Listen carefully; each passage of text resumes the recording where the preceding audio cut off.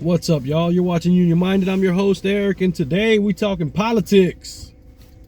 Oh, how I love talking politics. Whew.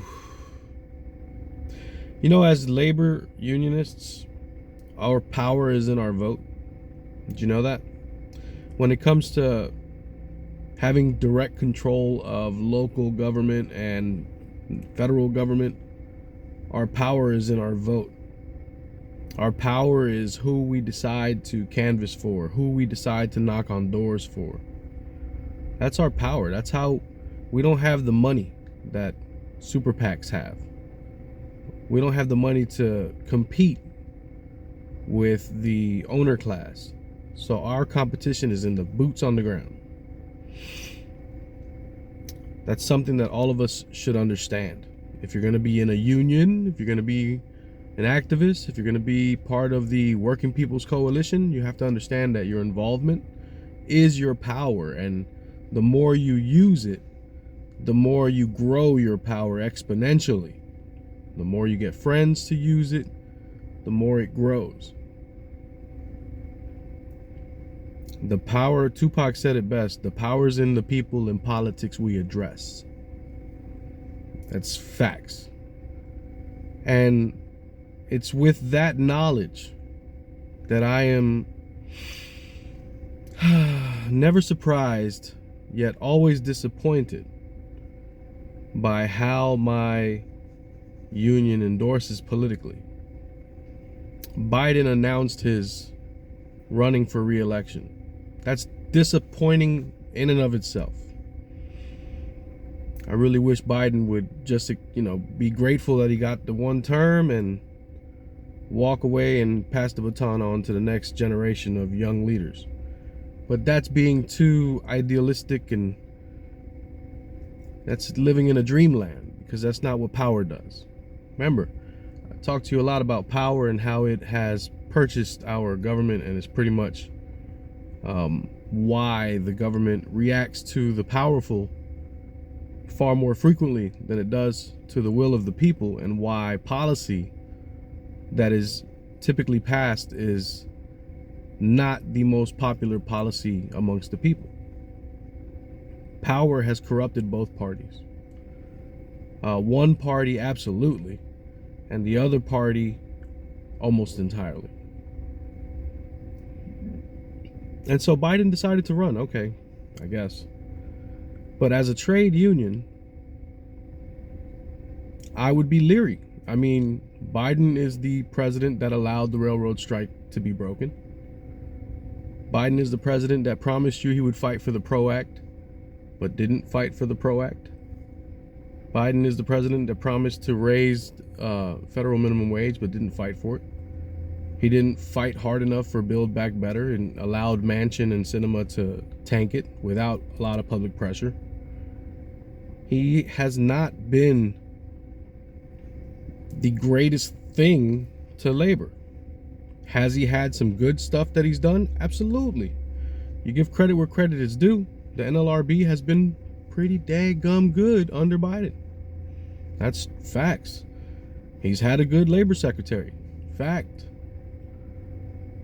But there's other areas where he's been far too business friendly and has hurt working people. He sided with the railroad companies. That hurt the unions. And where was the IBEW in that fight? Oh, that's right.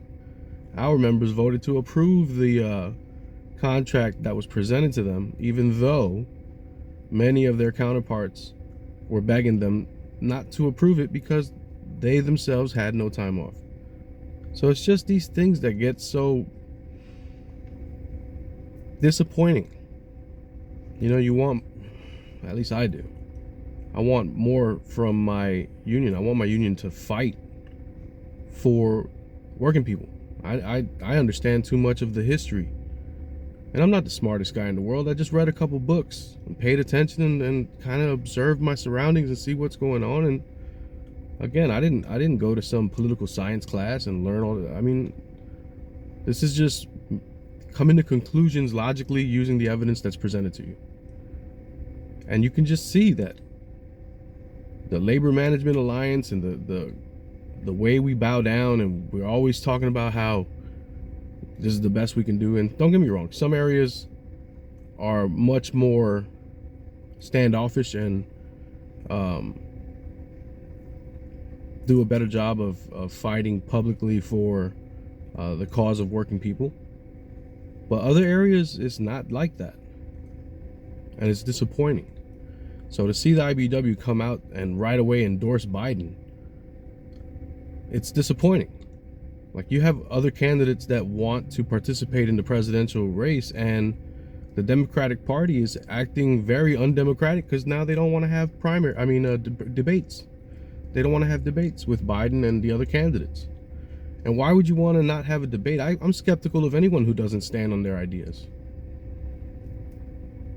Anyone who would want to hold a position and not stand on the why of that position and not stand there to defend their ideas, then you must not really believe in your ideas.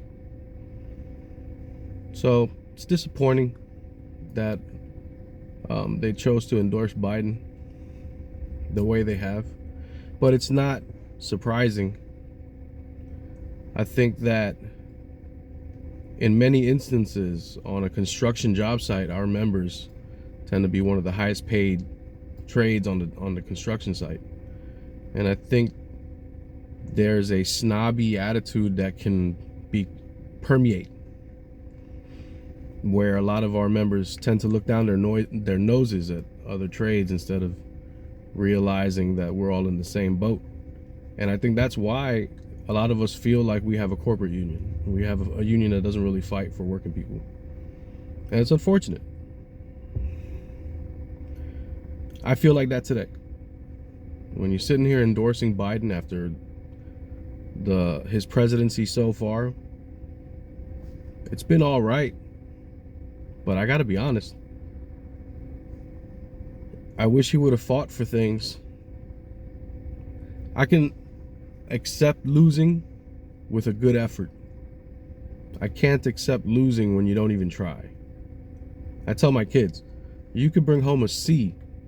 If I know that you studied and you worked your butt off and you did your homework and you just tried as hard as you could and you just couldn't get it and the C was the best you could do, I can accept that. What I cannot accept and what I cannot abide by is a mediocre grade when you were lazy, lackadaisical, and not putting your effort in.